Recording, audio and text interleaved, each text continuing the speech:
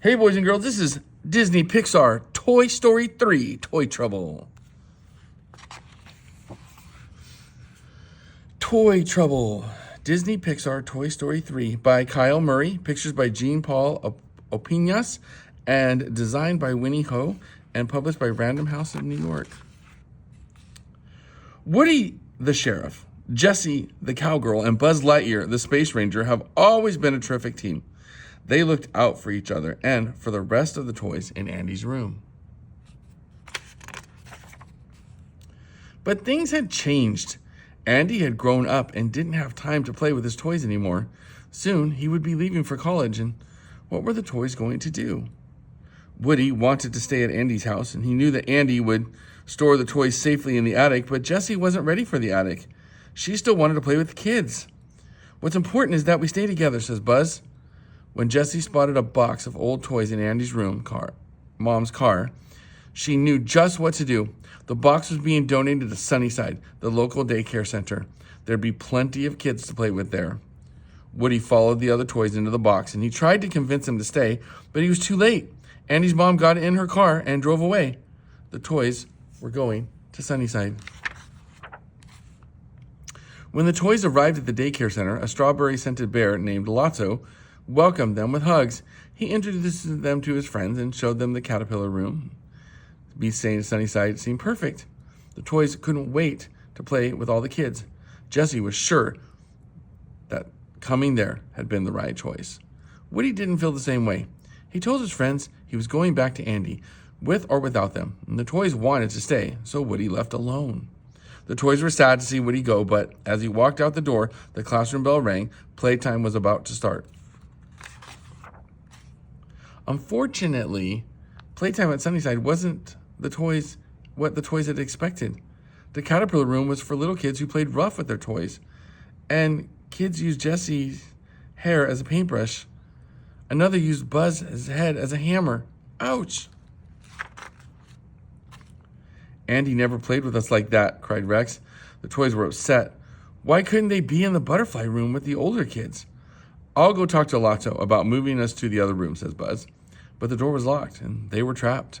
Luckily, Buzz spotted a way out. He quickly climbed through an open window.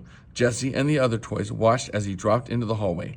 The toys waited and waited, but Buzz didn't return. Jessie was starting to think that coming to Sunnyside hadn't been such a good idea after all. Soon, Lotso arrived, and Jessie told him that she and her friends needed to go home. There's one thing, Lotso said. You ain't leaving Sunnyside. Oh, yeah? Who's going to stop us? Asked Jessie as she headed for the door. Suddenly, Jessie came face to face with Buzz, who blocked her path.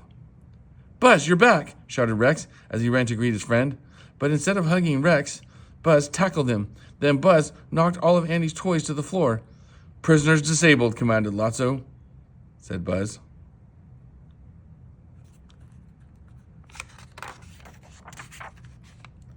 Commander Lotso? What was going on? Buzz, what are you doing? Jessie cried. Silence, minions of Zurg!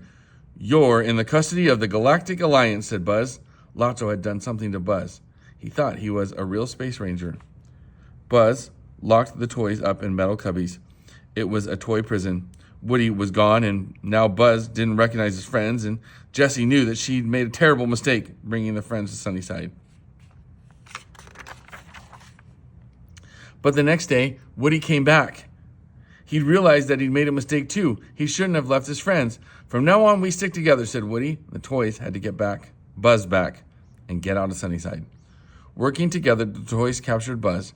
They managed to reset him so that he was their friend again. Escaping from Sunnyside was going to be trickier, but Andy's toys made a great team. They sneaked past Lotso's security, and all they had to do was make it through the trash chute, and they'd be free. But when the toys slid down the trash chute, Lotso and his gang were waiting for them. The mean bear would never let them leave Sunnyside. He wanted to keep them there to play with the little kids in the caterpillar room. Why don't you come back and join our family again, Lotso said. This isn't a family, it's a prison, cried Jessie. I'd rather rot in this dumpster than join any family of yours. As Lotso's gang surrounded Andy's toys, Woody and Buzz stepped forward and stood by Jessie's side. No matter what happened, the toys would face it together. But Lotso's gang didn't grab Andy's toys. They turned against Lotso. The Sunnyside Toys had realized that Jesse was right. Lotso had made their daycare a toy's worst nightmare. They weren't going to listen to him anymore. Suddenly, a garbage truck arrived, and when it picked up the dumpster, Andy's toys fell into the truck. Now, they had a new problem. They were headed for the city dump. At the dump, the toys were dropped into a giant conveyor belt, headed right for the scary incinerator. This time, Andy's toys stuck together.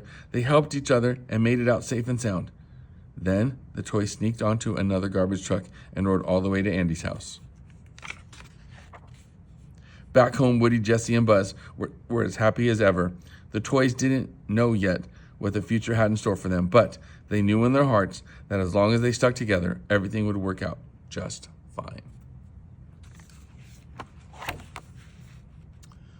Toy Story 3 by Disney Pixar, Toy Trouble. I hope you love this book.